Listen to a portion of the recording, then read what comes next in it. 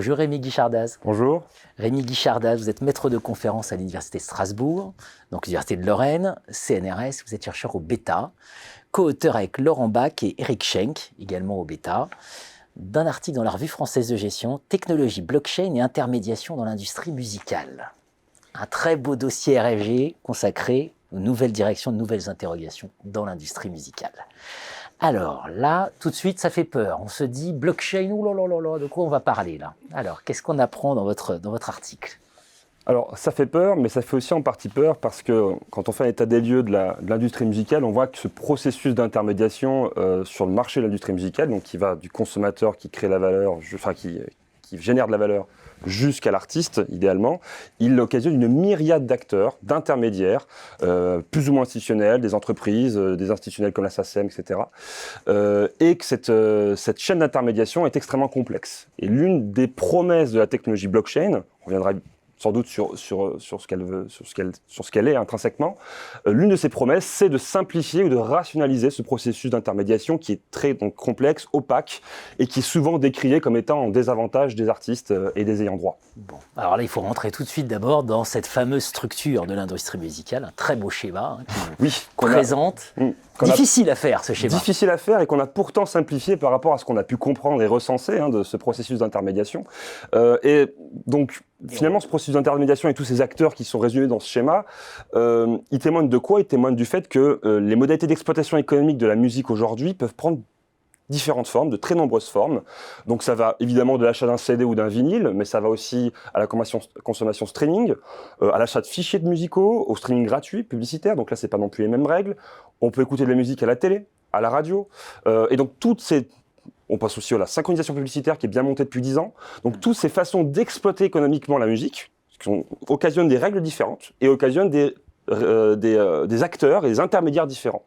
À ça s'ajoute l'ensemble des ayants droit sur les contenus musicaux. On pense évidemment à l'auteur, au compositeur, mais également donc l'interprète qui peuvent être différents ou les mêmes personnes. On pense aux musiciens studio, aux musiciens de scène qui sont aussi régis par des règles différentes et donc par des acteurs et des intermédiaires souvent différents. Et on rajoute encore à ça une autre variable, et je simplifie considérablement le processus, qui est la territorialité des droits. C'est-à-dire que, évidemment, les droits d'auteur français n'ont pas exactement les mêmes règles que le droit américain ou le droit anglais, par exemple.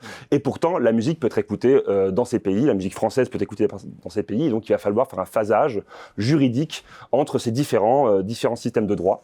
Et donc, ça occasionne encore une fois tout un travail des intermédiaires, ici notamment la SACEM, dans la gestion de ces différents droits et de ces différents processus dans le marché musical. Plusieurs promesses de la blockchain. Alors la première de ces promesses, c'est finalement on a beaucoup de mal à avoir des données fiables, d'avoir vraiment les ventes, etc. C'est de dire là on va avoir une transparence finalement des chiffres, la vérité des chiffres. Alors tout à fait. En fait, ce qu'il faut savoir, c'est que pour essayer de maîtriser au mieux ce processus d'intermédiation, les acteurs de l'industrie musicale, ils génèrent et on crée ce qu'on appelle des métadonnées, c'est-à-dire des données associées au contenu musical, au média musical.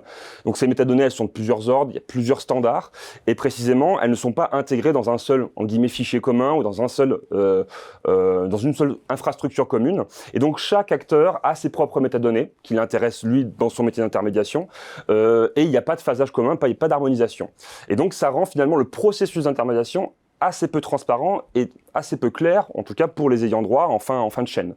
Et l'une des promesses de la blockchain, donc en raison de son fonctionnement intrinsèque, c'est de permettre, en tout cas c'est l'une des promesses, de clarifier la gestion de ces droits en intégrant toutes ces métadonnées dans un seul grand livre, puisque la blockchain se présente comme étant un grand livre dans lequel on peut insérer des informations, des transactions, et ce de façon complètement transparente, irréversible et voire même automatique avec les smart contracts. Donc finalement, la blockchain serait l'infrastructure numérique décentralisée, sans intervention d'un tiers de confiance, qui permettrait donc à l'intermédiation musicale de devenir plus transparente et plus auditable, plus claire pour tous et notamment pour les artistes.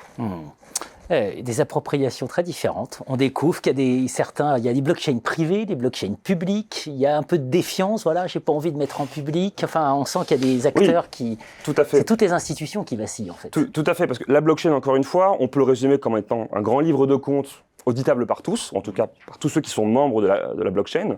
Et donc finalement, c'est une façon transparente, décentralisée et encore une fois irréversible d'incruster, d'insérer des données et des transactions. Mais tout le monde n'a pas forcément intérêt à émettre et générer des données de façon transparente vis-à-vis des autres parties prenantes de cette blockchain. Donc souvent, ce que font les acteurs dans un premier temps, c'est d'adopter ce qu'on appelle des blockchains privées, ce qui est un petit peu finalement à l'encontre de la philosophie de la blockchain à la base, puisqu'une blockchain privée se limite seulement aux membres qui ont accès à cette blockchain, alors qu'à la base, une blockchain se veut être le plus décentralisée possible et donc être accessible à une myriade d'acteurs, à une myriade d'individus pour garantir précisément sa transparence, ses propriétés trustless, comme on dit. Et là, évidemment, les acteurs de l'industrie musicale préfèrent pour l'instant la formule privée et donc limiter certaines technologies blockchain entre 4, 5, 6 acteurs, pour maîtriser les données et éviter que les données finalement soient mis sur la table aux yeux de tous. Avant de venir sur la réflexion prospective, c'est-à-dire ce qu'ouvre votre papier, des réflexions très très intéressantes au plan théorique. Vous allez sur la théorie des coûts de transaction, l'intermédiation, on la voit à travers la théorie des coûts de transaction. Nous, on va l'enrichir par l'approche, par les ressources, les compétences, etc. Dites-nous-en un peu plus là, sur ce que vous montrez. Oui, finalement, la technologie blockchain, en raison de ses propriétés donc trustless, elle offre des promesses de réduction des coûts de transaction qui sont pris en charge aujourd'hui par les intermédiaires. Donc si on a une vision purement transactionnelle de l'existence des intermédiaires de l'industrie musicale, on peut considérer qu'à terme, la blockchain va les faire disparaître, en tout cas considérablement les rationaliser et les réduire à peau de chagrin. Si on a une vision un peu plus substantielle de l'intermédiation, si on part du principe qu'un intermédiaire sur un marché musical, je pense par exemple à un label ou même la SACEM ou une major, a aussi peut-être des compétences plus substantielles dans ce processus d'intermédiation, de valorisation de la musique, de marketing, de mise en valeur dans les médias, etc. Et ces activités donc de ressources et compétences, plus que transactionnelles au sens strict du terme, sont typiquement des activités qui ne sont pas blockchainisables, on va dire, à 100%. Et donc, si on a cette vision-là aussi de l'intermédiation, donc cette vision par les approches de ressources et compétences, on peut également, de façon prospective, prédire une résilience, bien que ça occasionnera forcément un redéploiement des frontières de ces intermédiaires, mais une résilience des intermédiaires dans leur fonction donc d'intermédiation ici, analysée au prisme des ressources et compétences. C'est l'idée de compétences relationnelles, hein, c'est Par ça ? exemple, oui, tout à fait, entre autres. Qui ouvre plein d'espaces stratégiques. Tout à fait. Réflexion prospective et peut-être quels enseignements pour d'autres industries ? L'idée précisément, c'est de se dire, il ne faut pas avoir une lecture trop unilatérale ou on dirait trop naïve des effets de la blockchain sur les industries et notamment sur les intermédiaires. Les intermédiaires vont persister, mais ils vont effectivement connaître une rationalisation de leur processus, une rationalisation qui va occasionner donc plus d'efficacité, mais également sans doute aussi une recomposition de leurs frontières. Est-ce que permettrait la blockchain à terme, c'est surtout, je dirais, un processus d'intermédiation beaucoup plus réticulaire en réseau. À 360 degrés, on le 360 degrés notamment, mais aussi un peu à l'image des transformations du marché du travail qu'on constate aujourd'hui.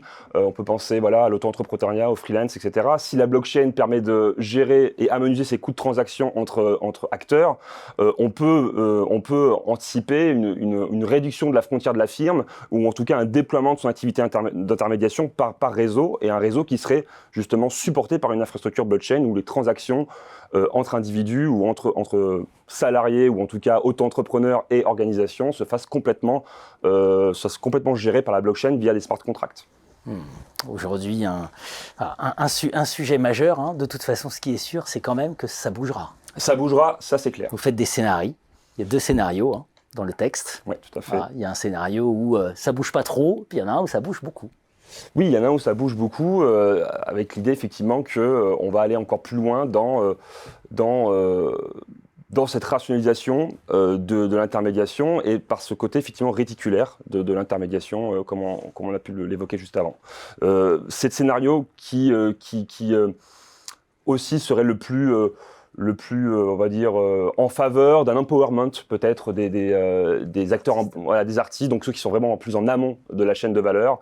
D'autres intermédiaires. Avec d'autres intermédiaires qui se placeraient sur ce marché, effectivement, parce que la blockchain, c'est aujourd'hui quelque chose qui est très peu trivial, qui n'est pas standardisé, qui a des problèmes de scalabilité, donc ça occasionne paradoxalement à la blockchain aussi son lot d'intermédiaires à elle, donc des intermédiaires techniques, mais également, et c'est là où il faut aussi réfléchir et nuancer cet effet de la blockchain, des intermédiaires qui vont faire le lien entre le monde on-chain, et le monde off-chain. On peut très bien mettre des données sur la blockchain qui n'ont aucune réalité juridique dans le monde off-chain, dans la vraie vie. Et donc là, il y a tout un enjeu de nouveaux acteurs, de nouveaux intermédiaires, de clearance des droits, de clearance des données, qui disent est-ce que ce que je mets sur la blockchain est bien compatible avec les réalités juridiques, en l'occurrence par exemple la propriété d'un morceau musical ou d'un artiste, est bien compatible avec ce qui est écrit dans la blockchain. Donc ce phasage-là est encore à faire, est encore à penser, et donc finalement la blockchain, elle aussi, occasionne son lot d'intermédiaires. Technologie blockchain et intermédiation dans l'industrie musicale, vous concluez sur le rôle décisif futur du régulateur dans ce contexte. Un article à lire absolument. Merci Rémi Guichardaz. Merci à vous.